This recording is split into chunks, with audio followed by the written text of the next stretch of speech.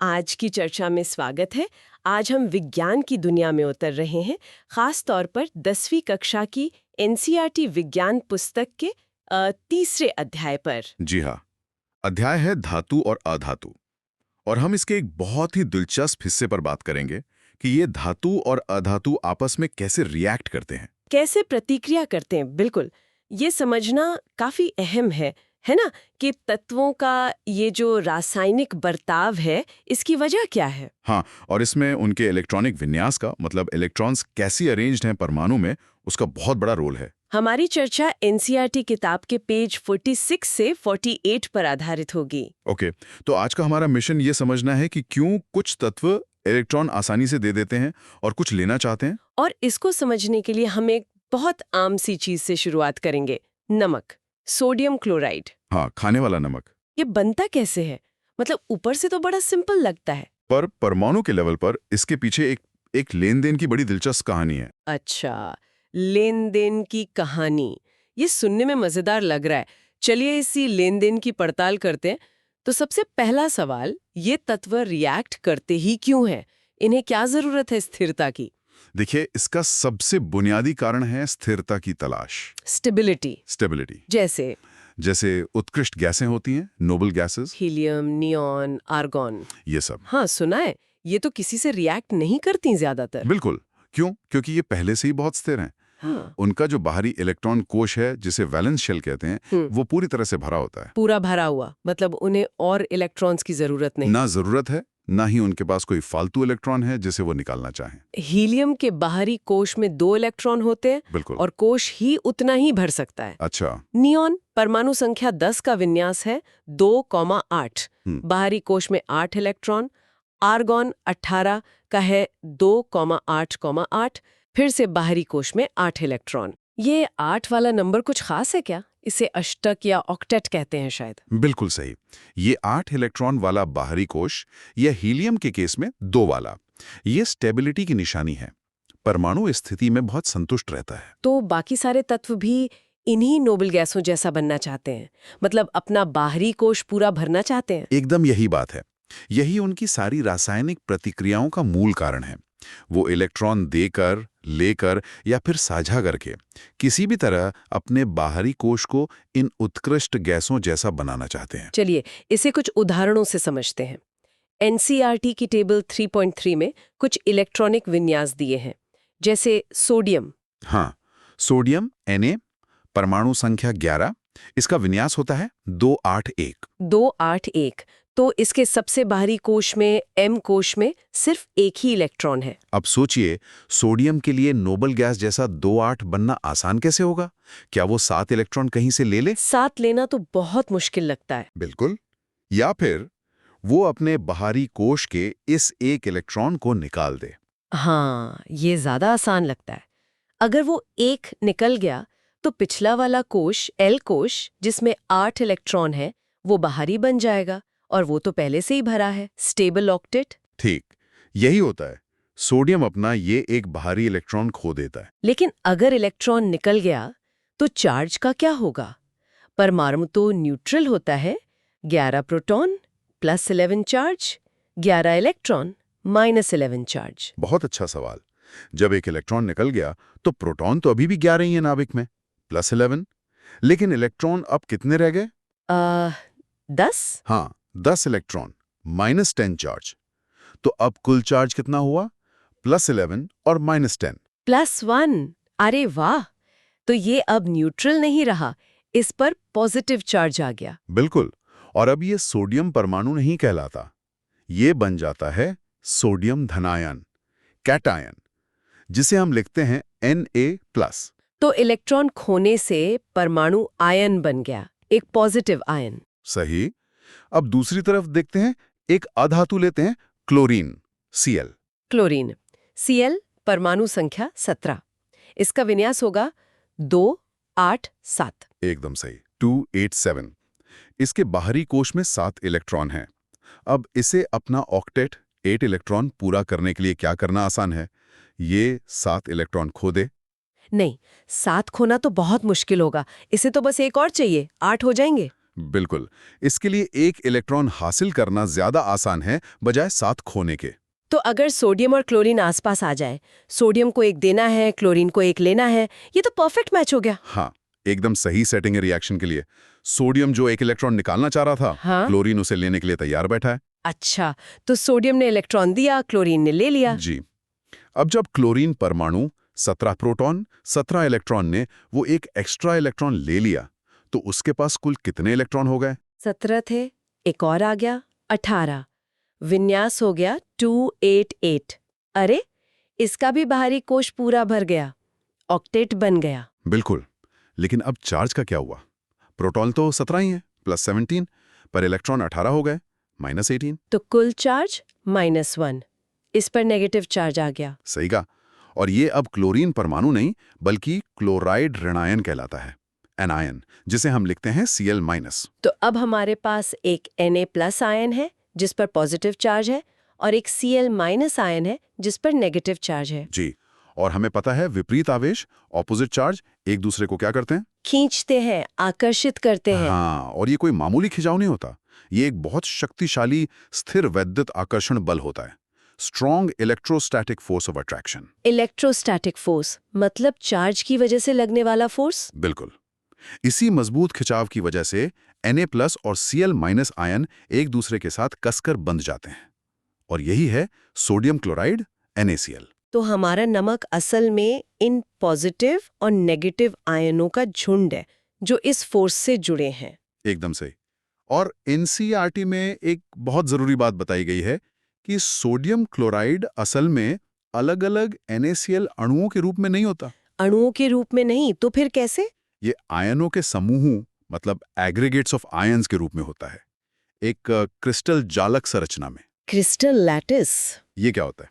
ऐसा समझिए कि बहुत सारे Na+ आयन और Cl- आयन एक बहुत ही नियमित 3D पैटर्न में जमे होते हैं।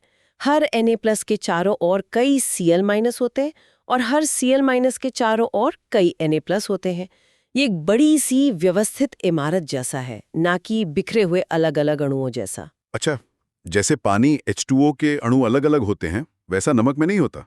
ये एक बड़ा सा स्ट्रक्चर है आयनों का। हाँ, और इसी मजबूत इलेक्ट्रोस्टैटिक फोर्स और इस नियमित क्रिस्टल संरचना की वजह से आयनिक यौगिकों के कुछ खास गुण होते हैं। क्या गुण?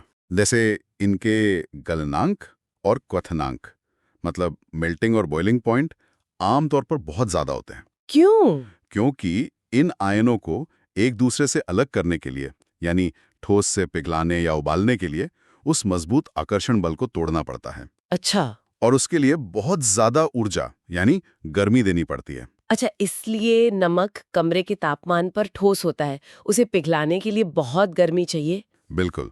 और एक और गुण है, बिजली का संचालन, इलेक्ट्रिकल कंडक्टिविटी। हाँ, नमक बिजली कंडक्ट करता है क्या?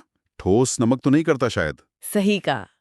ठोस अवस्था में आयन अपनी जगह पर फिक्स्ड होते हैं, हिल नहीं सकते, इसलिए चार्ज बह नहीं सकता और बिजली कंडक्ट नहीं होती। लेकिन अगर नमक को पिघला दिया जाए या पानी में घोल दिया जाए, हाँ, तो आयन चलने फिरने के लिए फ्री हो जाते हैं।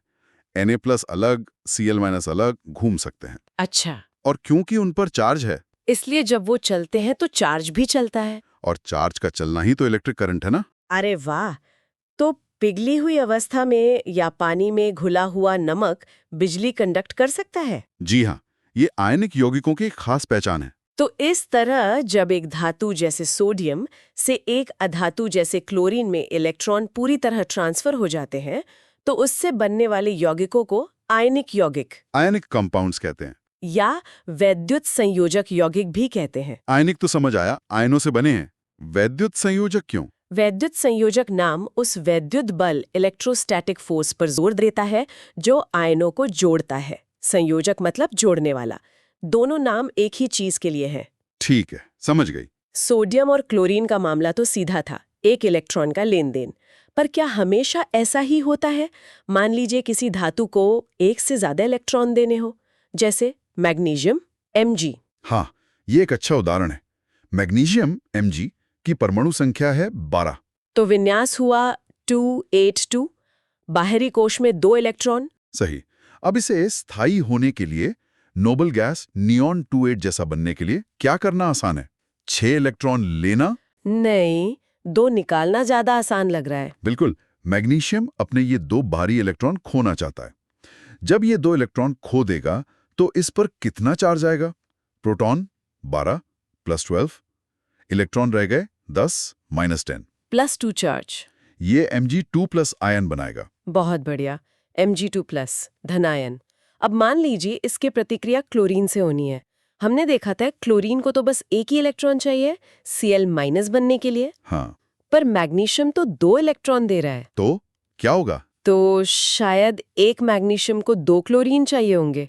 एक इलेक्ट्रॉन एक क्लोरीन को, दूसरा इलेक्ट्रॉन दूसरे क्लोरीन को। एकदम सही पकड़ा। यही होता है। एक Mg परमाणु अपने 2 इलेक्ट्रॉन 2 अलग-अलग Cl परमाणुओं को देता है। अच्छा। तो आखिर में हमारे पास क्या होता है? एक Mg2+ आयन हाँ, और 2 Cl- आयन। और फिर इनके बीच वही वाला आकर्षण बल, इलेक्ट्रोस्टैटिक फोर्स। बिल्कुल। और ये सब मिलकर बनाते हैं मैग्नीशियम क्लोराइड, जिसका फॉर्मूला क्या होगा? एक Mg और 2 Cl। MgCl2। सही, MgCl2। ये फॉर्मूला यही दिखाता है कि इसमें एक Mg2+ आयन है और 2 Cl- आयन है। एनसीईआरटी में ये सवाल भी है कि MgCl2 में धनायन और ऋणायन कौन से हैं? तो धनायन हुआ Mg2+ और ऋणायन हुआ Cl-। जी, और ये भी देखिए कि कुल चार्ज अभी भी 0 है। Mg पर +2 और 2 Cl पर 2 गुना -1 यानी -2। तो +2 + -2 = 0। यौगिक हमेशा इलेक्ट्रिकली न्यूट्रल होता है। ये सब बिल्कुल लॉजिकल लग रहा है, तो एक पैटर्न सा दिख रहा है। जो धातुएं हैं जैसे सोडियम, मैग्नीशियम, जिनके बाहरी कोश में कम इलेक्ट्रॉन होते हैं, 1, 2 या 3, हाँ, वो इलेक्ट्रॉन खोकर पॉजिटिव आयन, धनायन बनाती हैं। सही। और जो अधातुएं हैं जैसे क्लोरीन, ऑक्सीजन, जिनके बाहरी कोश लगभग भरे होते हैं 5, 6, 7 इलेक्ट्रॉन, वो इलेक्ट्रॉन लेकर नेगेटिव आयन, ऋणायन बनाती हैं अपना ऑक्टेट पूरा करने के लिए। बिल्कुल सही पैटर्न पहचाना आपने। और ये उनकी आवर्त सारणी पीरियोडिक टेबल में जगह से भी जुड़ा है। बाईं तरफ वाली धातुएं इलेक्ट्रॉन देती हैं, दाईं तरफ वाली अधातुएं इलेक्ट्रॉन लेती हैं। और सबसे दाईं तरफ वाली उत्कृष्ट गैसें, वो तो पहले से ही परफेक्ट हैं, उनको इस लेन देन में पढ़ने की जरूरत ही नहीं। ठीक है, तो आज की चर्चा को अगर समेटें, हमने ये समझा कि धातु और अधातु रिएक्ट क्यों करते हैं। मुख्य कारण है स्थिरता पाना। हाँ, अपने बाहरी इलेक्ट्रॉन कोश को उत्कृष्ट गैसों जैसा पूरा भरना। और इसके लिए धातुएं इलेक्ट्रॉन खोकर धनायन बनाती हैं और अधातुएं इलेक्ट्रॉन लेकर ऋणायन। फिर ये विपरीत चार्ज वाले आयन एक मजबूत इलेक्ट्रोस्टैटिक फोर्स से जुड़कर आयनिक यौगिक बनाते हैं, जैसे NaCl, MgCl2। और ये यौगिक अलग अलग अणुओं की तरह नहीं, बल्कि आयनों के एक नियमित क्रिस्टल जालक के रूप में होते हैं, जिसके कारण इनके मेल्टिंग बॉइलिंग पॉइंट ज्यादा होते हैं और ये पिघली हुई या घुली अवस्था में बिजली कंडक्ट करते हैं। ये आयनिक बंधन, जहां इलेक्ट्रॉन का पूरा ट्रांसफर होता है, एक तरीका है जुड़ने का। लेकिन क्या हमेशा ऐसा होता है? क्या हमेशा एक देता है और दूसरा लेता ही है? ये बहुत अच्छा सवाल है। क्या हो अगर 2 ऐसे तत्व मिले जो दोनों ही इलेक्ट्रॉन लेना चाहें, जैसे 2 अधातुएं? हाँ, या फिर मान लीजिए इलेक्ट्रॉन देने लेने में किसी को बहुत ज्यादा फायदा ना हो रहा हो, तब वो कैसे जुड़ेंगे, कैसे स्थिरता पाएंगे? क्या उनके पास कोई और रास्ता है इस सीधे सीधे लेन देन के अलावा? क्या वो इलेक्ट्रॉनों को आपस में बांट सकते हैं, साझा कर सकते हैं? साझेदारी। शेयरिंग, ये एक बहुत ही महत्वपूर्ण आइडिया है रसायन विज्ञान में। इलेक्ट्रॉनों की साझेदारी? ये कैसे काम करती होगी? इसे क्या कहते होंगे? इससे बनने वाले कंपाउंड आयोनिक कंपाउंड से अलग होते होंगे। हाँ, ये बिल्कुल अलग तरह के बंधन और यौगिकों की दुनिया खोलता है। ये आगे जानने के लिए एक बहुत ही रोमांचक विषय है। जरूर, लेकिन आज हमने धातु और अधातु के बीच इस स्पष्ट लेन देन यानी आयोनिक बंधन को अच्छे से समझा। जी हाँ, और ये समझ हमें अपने आसपास के बहुत सारे पदार्थों को समझने में मदद करती है। बिल्कुल, ये रासायनिक प्रतिक्रियाओं की दुनिया को देखने का एक नया नजरिया देता है।